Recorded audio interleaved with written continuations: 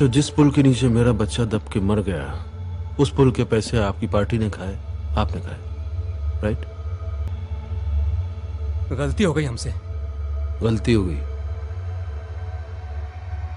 राजनीति में जो आता है पैसा कमाता है, अपना घर भरता है, ऐसा मैं भरूंगा। बहुत खिलाना पिलाना पड़ा, इसलिए हुई। इसको खिलाया?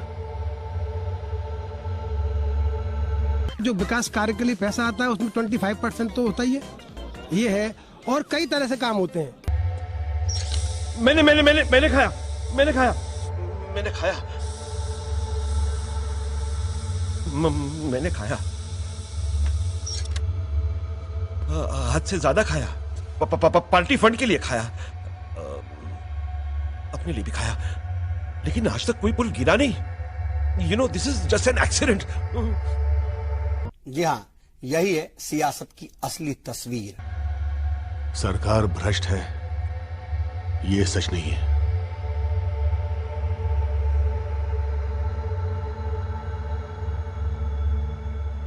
भ्रष्टाचार के लिए ही सरकार है, ये सच है। नमस्कार, मैं रविश कुमार। 2G घोटाले में किसी के खिलाफ कोई सबूत नहीं मिला। सीबीआई 7 सालों में किसी भी आरोपी के खिलाफ ऐसा सबूत पेश नहीं कर पाई जिससे आरोप साबित हो। सुप्रीम कोर्ट इस केस की निगरानी कर रहा था। इसके बाद भी 2G मामले में सीबीआई किसी के खिलाफ सबूत पेश नहीं कर पाई।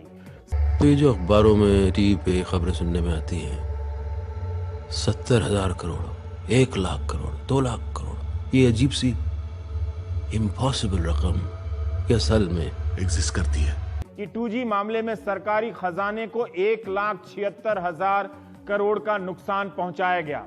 उस वक्त सारा देश और हम सभी मीडिया वाले सन्न रह गया था कि 2.25 लाख करोड़ का भी घोटाला हो सकता है। इस देश में कितनी लूट हुई होगी। हमें से कईयों के पास है बांट के लिए। 7 साल तक चले इस मामले में ट्रायल कोर्ट में 3.5 साल मोदी सरकार के भी हैं। चाहे कुर्सी पे बैठे हो कि नहीं बैठे हो, दूसरा बैठा हो, दुकानदारी चलती रहती है। 1,76,000 करोड़ के घोटाले का आंकड़ा सीएजी रिपोर्ट के आधार पर बना था जब विनोद राय सीएजी थे। विनोद राय को मोदी सरकार ने 2016 में पद्म भूषण दिया, बैंक बोर्ड ब्यूरो का चेयरमैन बनाया और सुप्रीम कोर्ट ने उन्हें बीसीसीआई की प्रशासकीय समिति में रखा, उनका भी चेयरमैन बनाया। हमारी नीयत पर कोई शक नहीं कर सकता है। गवर्नमेंट कॉन्ट्रैक्टर है तो ऑपोजिशन ठेकेदार। सोचिए, 7 साल बाद ये राय आ रही है कि जिस भी तरह से देखिए आपराधिक मामला नहीं बनता है। 1,76,000 करोड़ के नुकसान का जो बवंडर पैदा किया गया वो सही नहीं है। करोड़ों अरबों का ठेका है, अकेले से नहीं होगा। हाँ, तो फिर 120 करोड़ के बारे में सोचने का टाइम कहां होगा? 120 करोड़? मैच गड़बड़ है तुम्हारा, बटे हुए हो तुम लोग। आज तक क्या राजनीति हुई 70 साल में? हिंदू को जात में बांटो, प्रांत में बांटो, भाषा में बांटो, हाँ, और वर्ण में बांटो, और हिंदू को टुकड़ा टुकड़ा करके अल्पमत जो है माइनॉरिटीज, उनको इकट्ठा करो। धर्म, जाति, प्रांत, हम फिगर्स एनालाइज करते हैं। 120 करोड़ नहीं, टुकड़े, छोटे छोटे टुकड़ों में बटे हुए। बीजेपी ने 2014 में नई स्ट्रेटजी बनी कि इनका उल्टा करें हम। हिंदुओं को इकट्ठा करने के लिए हम हिंदुओं की ऐसी बात लेकर सामने रखें कि वो इकट्ठे हो जाएं, बंट ना जाए। मुसलमानों में महिलाओं को अलग कर दो, ट्रिपल तलाक देकर ये करके, बोरा, सिया, इन सबको भी अलग कर दो।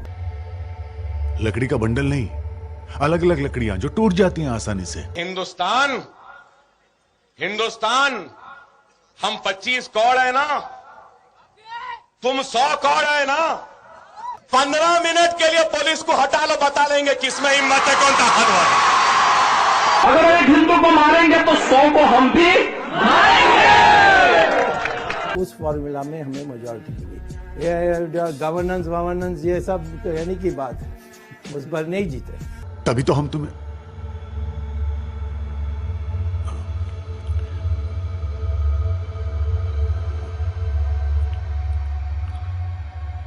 जूतियों के नीचे रौंदते हैं हम तुम्हें। मैं आज नरेंद्र मोदी को भी यही कहता हूँ, कभी इकोनॉमिक परफॉर्मेंस में चुनाव नहीं जीता जाता है। तो ये कोई स्कैम नहीं है, ये असल में आप लोगों का प्राइमरी धंधा है, राइट?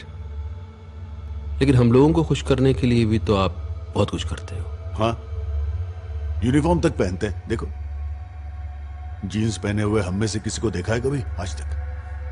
ये 125 करोड़ का हिंदुस्तान, 125 करोड़ देशवासी, यही हमारा परिवार है। उन्हीं का कल्याण, इसी में हमारा जीवन का संतोष है। और पार्लियामेंट जाते हैं, असेंबली जाते हैं, वहां जाके बहस करते हैं। Speaker madam, sorry chairman sir. धूप में गर्मी में भाषण देते हैं और वोट भी तो मांगते हैं। जो अच्छे हैं, ऑनेस्ट है, उन्हें साइड कर देते हैं। वो तो बस डेकोरेटिव पीस है हमारे लिए।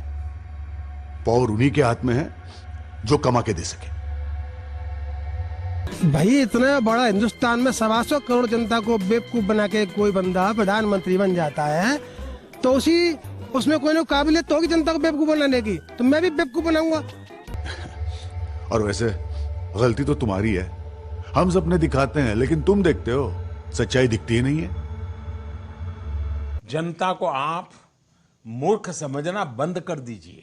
सड़क कहां से बनेगी सबसे पहले पता हमें चलता है, तो आसपास की बेनामी जमीनें हम ही खरीदते हैं, हम ही सरकार को बेचते हैं और हम ही प्रॉफिट कमाते हैं। और डिटेल में जाऊं क्या?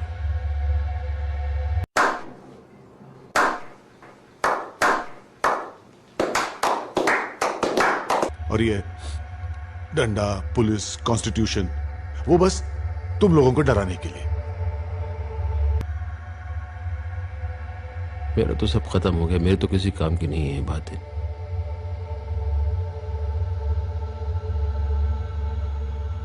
लेकिन जो लोग सुन रहे हैं, शायद आज नहीं कल नहीं, 5, 10, 15 साल बाद शायद कुछ